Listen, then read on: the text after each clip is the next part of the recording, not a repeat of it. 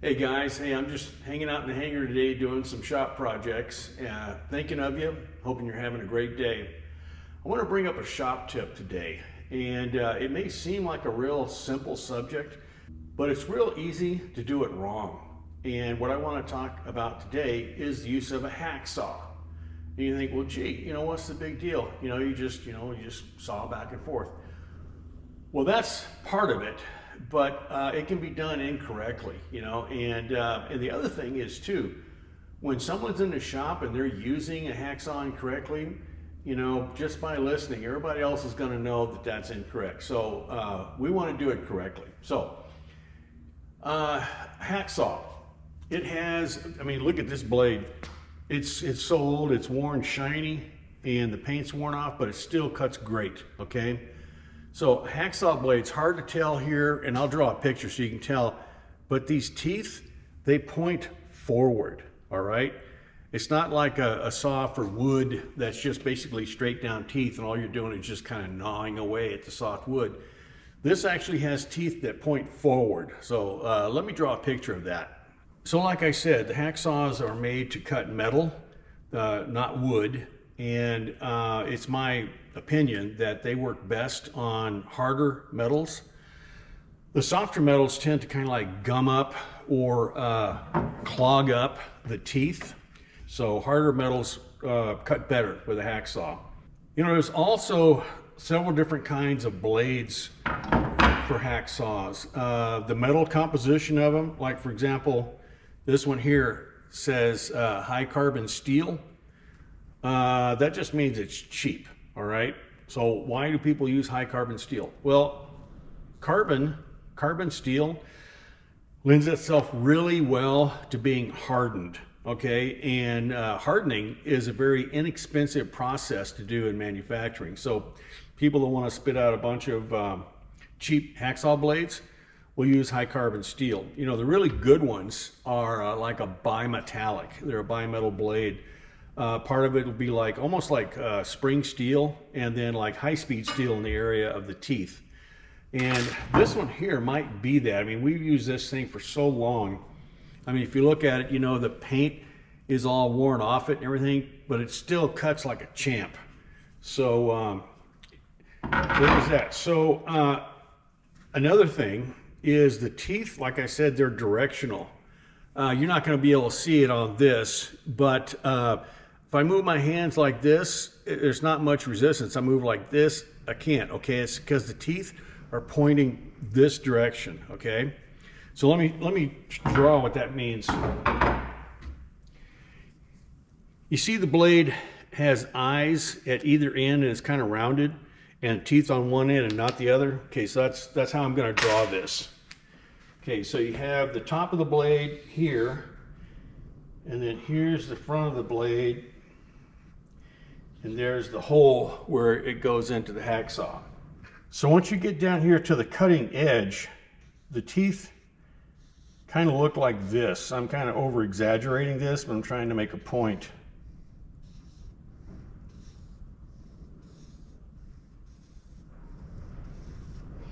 You see how the teeth, they point forward. So as you're raking this blade across a hardened surface, each one of these little tips here, these hardened edges, they kind of shave off a little bit of metal as it goes, and that works great.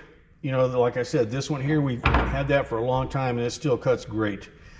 Where the problem is you want to push down, you want to put force downward and push in the direction of the cut. But you want to relieve that force when you pull back. If you continue to push down as you pull back, what happens is the metal that you're cutting ends up riding on the back sides of these teeth here, and it kind of tends to roll them under a little bit. Well, once you do that, the blade is completely dull, right? Because now the tip, that hardened tip, is not touching the surface you're cutting. It's on a rounded edge, and so the blade will be completely useless at that point. Okay, so here's another point, and a lot of people will think this is foolish. You know what? Let them think it, okay? When you are using a hacksaw, you need to wear eye protection.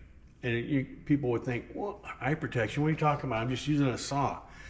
Yeah, that's true. But the thing is, you know, as you're cutting, if the material is kind of hard, it can come off in kind of fragments or whatever and chip back, all right?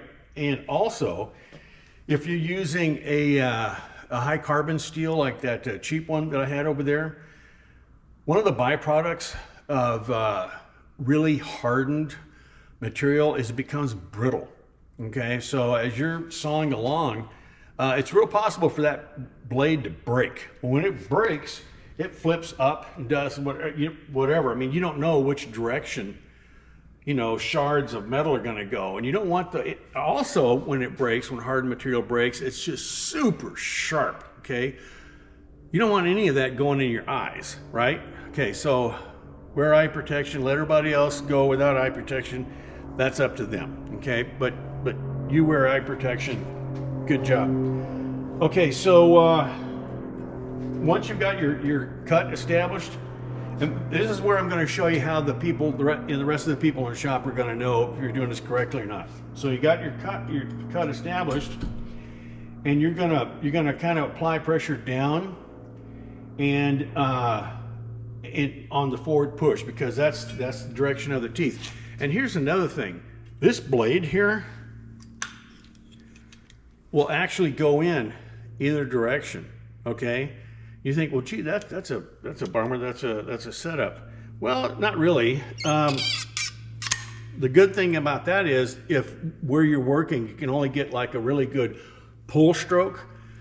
Well, you put the blade in backwards, and now you can pull, and you relieve the pressure as you go back up, and then you put pressure on it as you pull back. That's because the teeth are facing rearward. Okay, but we're going to go forward today.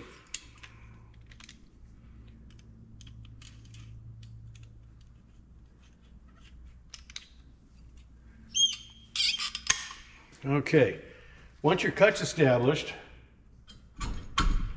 then you're going to apply force downward on the push like that, and you're going to kind of release on the backstroke. Hear how it sounds? You can hear the sound on the push like that, but then when you pull back without pressure, it just makes that kind of sound, okay? So if it sounds like this, you're doing it correctly. If it sounds like this, everybody in the shop is going to know you're doing it wrong, okay? And you're just going to ruin the blade. So remember, if the teeth are facing forward in the cutting direction, you apply force down, push forward, and then when you're coming back against, you know, the opposite direction of the way the teeth cut, relieve that pressure. You know, like, just like that. Now, there are other blades out there. This one is actually a wire, and it just has abrasive chips on it. And these things are actually really cool. You can run it like this, and after it wears out, flip it 180 degrees, and then now you're on this surface. And you can cut on both the push and the pull. It doesn't matter. The abrasives on this wire are not directional. So very cool piece. I actually like them. I think some people think they're a gimmick. I've had one of these on different saws for years, and I love them. And here's another tip. Now that you know that you only want to cut, you only want to apply pressure on the forward stroke, what's a real common mistake at that point is to just jam the saw in there on the forward cut. You know, in other words, you get here and you go bang like that, you know, and push it forward. Well, it's more of a problem with the cheap, really highly heat-treated, hardened blades. But with any of them, it's the wrong thing to do, and I'll tell you why. Because, remember I said they were brittle? Well, when you just bang that into the material, you know, the saw can only take so much. And so a couple things will happen when you're, especially like when you're a thin wall like this, you bang into there, it'll have a tendency to chip teeth off. I mean, you can literally find hacksaw blades that have teeth that are broken off. The other thing, and this is what's really dangerous, you start doing that, you start getting cracks in the blade. One of these times, you hit in there and the blade's gonna break. Okay, so now your body is expecting some level of resistance, and so you're pushing pretty hard. When that blade breaks, you end up running your fingers in there or whatever else. So just gently, you know, and then come back and just kind of set it down and push it in. Don't you know, jam it on like that. Another thing, these saw blades come in, they call it TPI, or teeth per inch. Okay, if you're cutting a really big old thick piece, you may want a pretty aggressive saw, you know, like 18 teeth or something like that. This one here, pretty sure is a 20. It's a 24 tooth. They actually make them that are 32 teeth, and so for thin material like this, I could actually use a 32 teeth per inch blade. You know, that means there's just many teeth. Okay, because this is thin material. Imagine if it was really, you know, sparse teeth, it would actually kind of bounce up and off and off and off and off, you know, as you cut on the material. Whereas there's finer teeth that continues to ride over even though the material is thin. Hope that makes sense. Anyway, teeth per inch is one of the considerations. Here's one last tip about some hacksaw handles, okay?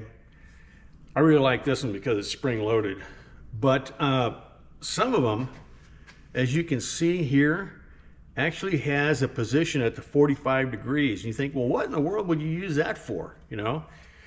Well, when you're cutting something down with a hacksaw, you're basically limited by this amount here. You saw down, saw. As soon as you hit here, you can't saw anymore.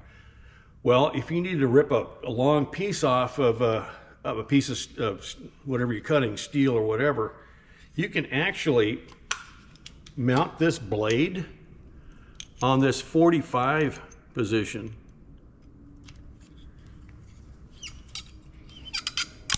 Like this. Now, you see that? See how the blade is now? If this is enough room for you, you can actually sit here and saw all the way down to infinity if you want. Okay, if all you need is a strip that long. So that's actually kind of a cool feature. So, you know, hacksaws will actually do more than a lot of people think. So guys, I hope you enjoyed this shop tip, and I have a lot more for you if you're interested. Anyway, hacksaws, they're a really good tool, and if you protect the blades, you use them properly, they'll last a long time. And always protect yourself. Always wear eye protection, regardless of what everybody else in the shop says. Wear eye protection. It's the right thing to do. And like I say, not only can some of the pieces of hard material come up springing out of the cut, but also the blades themselves can break. And so protect yourself, use the blade correctly, and it'll last a long time. I love you guys. I'm proud of you. I think of you all the time. I hope you stay well. I hope you stay healthy and safe always.